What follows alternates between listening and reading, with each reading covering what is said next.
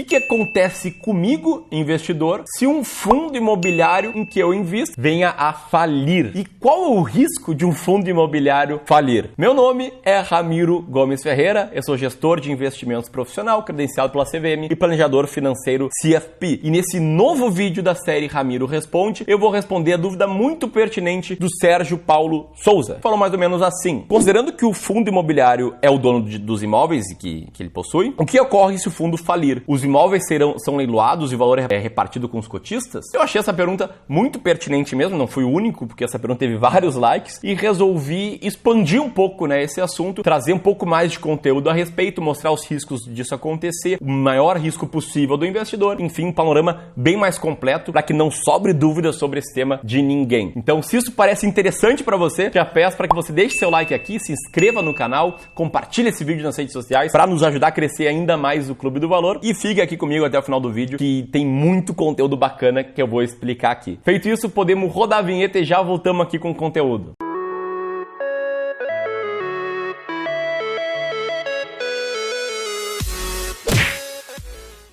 Bom, como sempre, eu gosto de começar os vídeos de Ramiro Responde com alguns pontos básicos sobre o assunto em questão. E nesse caso não é diferente, eu separei 3 pontos básicos. O primeiro é sobre a segurança de se investir em fundos, não só imobiliários, mas fundos em geral no Brasil. Então, 2 pontos chave sobre isso. Primeiro, um fundo possui uma personalidade jurídica própria, um CNPJ próprio, então como o Sérgio bem falou, olha, o fundo é o dono dos imóveis e o patrimônio do fundo de investimento e do fundo imobiliário também não se mistura com o patrimônio de ninguém, de nenhum prestador de serviço desse fundo. Então existe a figura de um custodiante do fundo, existe a figura de um administrador, existe a figura de um gestor. Se qualquer um deles quebra, não tem nenhum problema para o fundo, porque o fundo é de quem? É dos cotistas, as pessoas que possuem cotas dos fundos. Então, no caso de uma quebra de um desses 3 players aqui, os cotistas deveriam se reunir numa assembleia e determinar um novo prestador de serviço, mas ninguém perde dinheiro necessariamente por isso. Ponto-chave,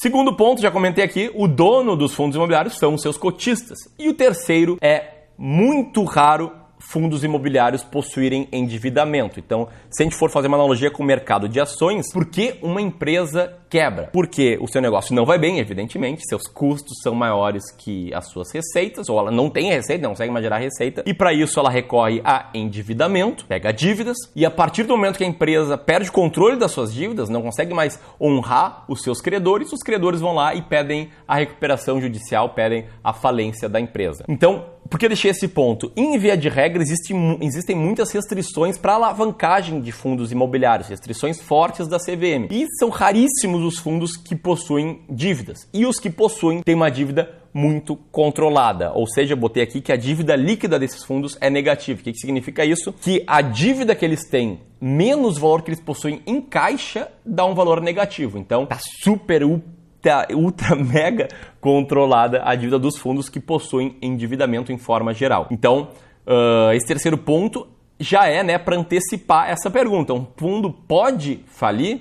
E o primeiro ponto que eu ponho aqui que é uma situação extremamente, sim, incrivelmente improvável, até pelo próprio motivo dos fundos, em geral, não possuem endividamento e os que possuem endividamento bem pequeno. Mas improvável, muito improvável, não significa impossível. Eu fui atrás um pouco mais de dados sobre esse mercado no Brasil e não encontrei nenhum caso em que um fundo imobiliário aberto, esses fundos que a gente pode comprar e vender em bolsa de valores, tenha decretado falência ou entrado em recuperação judicial. Então é tão improvável que nunca aconteceu. Esse mercado de fundos imobiliários ele já tem aí mais de 20 anos, se desenvolveu bem ali ao longo dos anos 2000, então o mercado de certa forma está amadurecendo e não teve nenhum caso desses ainda. O que poderia tornar essa situação improvável realidade? Listei algumas coisas. Primeiro, uma vacância enorme. O que é uma vacância? É a parte do fundo imobiliário que não está alugado. Então, vamos pensar que tem um fundo que é um prédio só e não tem ninguém no prédio. Então, prédio fantasma, não tem nenhuma empresa utilizando o prédio por N motivos. Nesse caso, os custos do fundo seriam maiores do que a receita, porque ele não teria receita, ele teria que se endividar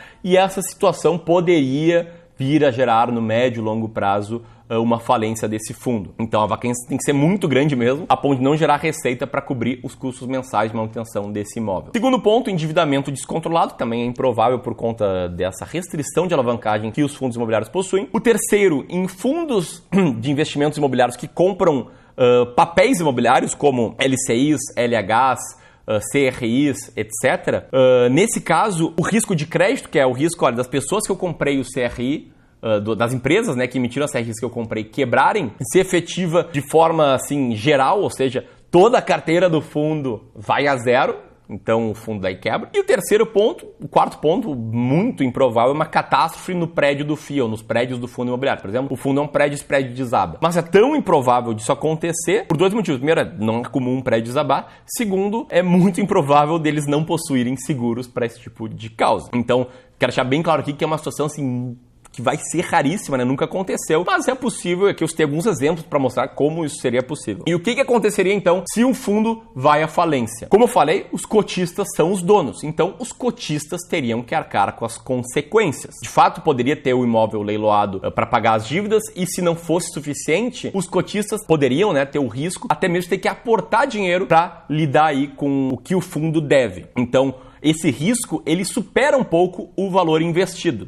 E aqui eu separei o regulamento de um fundo imobiliário. Se você for ler o regulamento de fundos imobiliários, sempre vai haver uma cláusula parecida como essa, que diz mais ou menos assim: considerando que o investimento no fundo é um investimento de longo prazo, pode haver oscilação no valor das cotas no curto prazo, hipótese na qual o fundo estará sujeito a perdas superiores ao capital aplicado e os cotistas poderão ser obrigados a aportar recursos adicionais para cobrir os prejuízos sofridos pelo fundo de acordo com os limites impostos pela regulamentação aplicável. Isso aqui vale para duas coisas, para esse exemplo que eu citei e também para quando o investidor opera alavancado. Então, digamos que você tenha 10 mil reais para investir, investe 100 mil, que tem corretoras que permitem esse tipo de alavancagem, num fundo que vai a zero de um dia para o outro, então você teria também que botar mais dinheiro. Ou no caso do fundo falir, realmente os cotistas teriam que arcar aí com as consequências, né, dessa falência. Mas é sempre bom ressaltar que é uma situação assim extremamente improvável mesmo. Com uma boa diversificação, ela se torna ainda mais improvável de trazer prejuízos sérios para o investidor. Isso que pode ser uma zebra se está todo o teu patrimônio num fundo imobiliário só. Agora, se você tem patrimônio dividido, bem posicionado, uma alocação de ativos que faz sentido para você, que a parcela de fundos imobiliários seja um percentual da sua carteira, digamos 10, 20, 30% da sua carteira, e dentro dessa parcela você possui aí 15, 20 diferentes fundos imobiliários, esse risco aí é praticamente zerado, porque se vier a acontecer, você vende a cota de outro fundo e arca com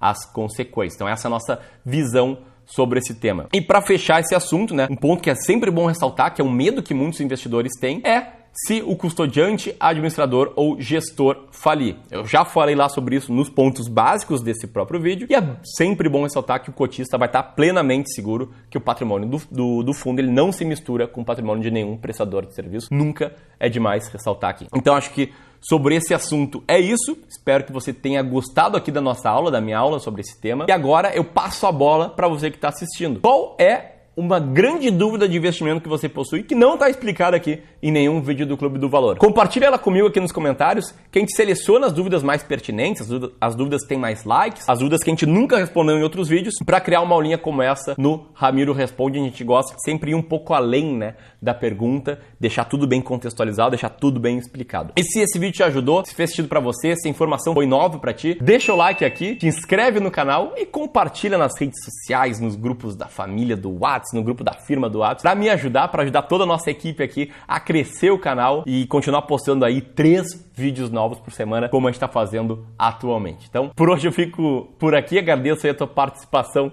de sempre, um grande abraço e até a próxima!